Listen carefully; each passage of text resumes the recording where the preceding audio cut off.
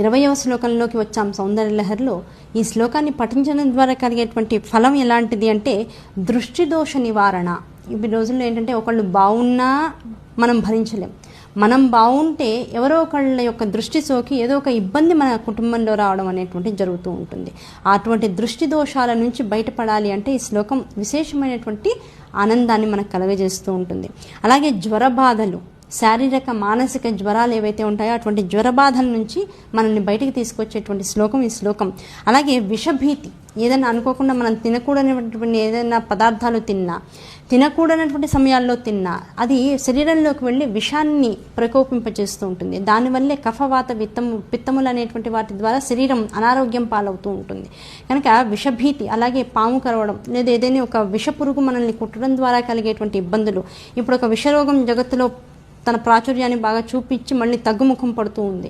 అవన్నీ అటువంటి ప్రభావాలన్నీ కూడా మన శరీరం మీద, మనస్సు మీద, మన కుటుంబం మీద, సమాజం మీద తొలగిపోవాలి అంటే ఆ ప్రభావం చూపించకుండా ఈ శ్లోకం అనేటువంటి దాన్ని విశేషంగా పారాయణ చేయడం అనేటువంటిది ఎంతో ఆవశ్యకమైనటువంటి విషయం. కనుక ఆ శ్లోకం ఏమిటి అంటే కిరంతి మంగేభ్యః కిరణ నికురుంబామృత రసం హృదిత్వామాధత్తే హిమకరశిల మూర్తిమవయః ససర్పాణాం దర్పం శమయతి శకుంతాధిప ఇవ జ్వరప్లుష్టాన్ దృష్ట్యా సుఖయతి సుధాధార శిరయ. అమ్మాయి అందరం చేయలేకపోవచ్చు ఈ శ్లోకాల యొక్క పారాయణ.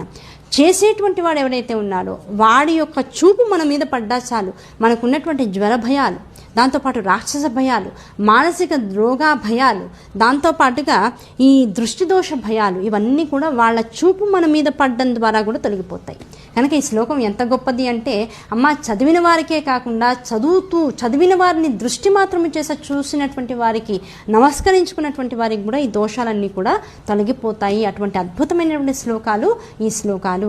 ఈ శ్లోకంలో చెప్పబడినటువంటి నీ శరీరము అమృతమయమైనటువంటి తేనెమయమైనటువంటి దాంతో సుధాసాగర స్వరూపము అంటే పాల సముద్రాన్ని పోలి ఉన్నటువంటి నీ శరీర ఛాయని దర్శించినంత మాత్రము చేత కలిగేటువంటి ఆ చల్లదనం ప్రతి వాళ్ళకి అనుభవయోగ్యము అవుగాక అనేటువంటి దాన్ని కనుక ప్రామాణికంగా తీసుకున్నట్లయితే ఈ శ్లోకము అద్భుతమైనటువంటి దర్శనాన్ని చేయిస్తూ ఉంటుంది. కనుక కళ్ళు మూసుకున్నాం అనుకోండి, ఒక పాల స్వరూపంగా అమ్మవారి స్వరూపంగా కనపడుతుంది. పాలు ఎక్కడ చూసినా అమ్మవారి స్వరూపంగా కనపడిపోతూ ఉండాలి. తేనెని ఎప్పుడు చూసినా అమ్మవారి స్వరూపంగా కనపడాలి. చంద్రుణ్ణి ఎక్కడ చూసినా అమ్మవారి స్వరూపంగా కనపడాలి. ఇలా ప్రకృతిలో ఉండేటువంటి ప్రతి పదార్థము అమ్మవారి స్వరూపంగా మనం దర్శిస్తూ పోతే ఇంకా మన మనస్సుల్లో ఈ భయాలు అనేటువంటివి లేకుండా ఉంటాయి. ఇలా మనం భావిస్తూ ఉంటే ఈ భయాలు కలిగినటువంటి వారు కనుక ఒకవేళ మనల్ని దర్శించినట్లయితే వాళ్ళకి ఆ భయాలు కూడా తొలగిపోతాయి. అంత శక్తివంతమైనటువంటి శ్లోకం అని చెప్తున్నారు.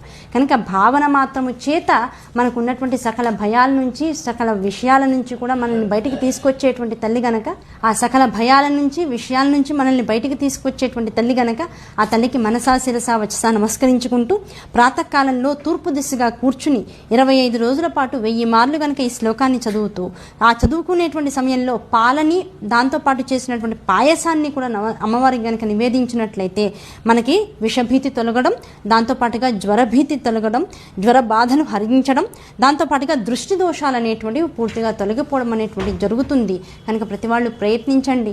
మనకు వచ్చేటువంటి ఇబ్బందుల నుంచి మనమే బయటకు వచ్చేటువంటి అవకాశం అమ్మ శ్లోకాలు కలిగిస్తున్నాయి. కనుక ప్రయత్నం చేసి అమ్మ ఇచ్చినటువంటి వాక్కుని సరైనటువంటి స్థాయిలో ఉపయోగించుకుంటూ ఉంటే మనల్ని మనం ఉద్ధరించుకునేటువంటి స్థాయికి ఎదుగుతాం.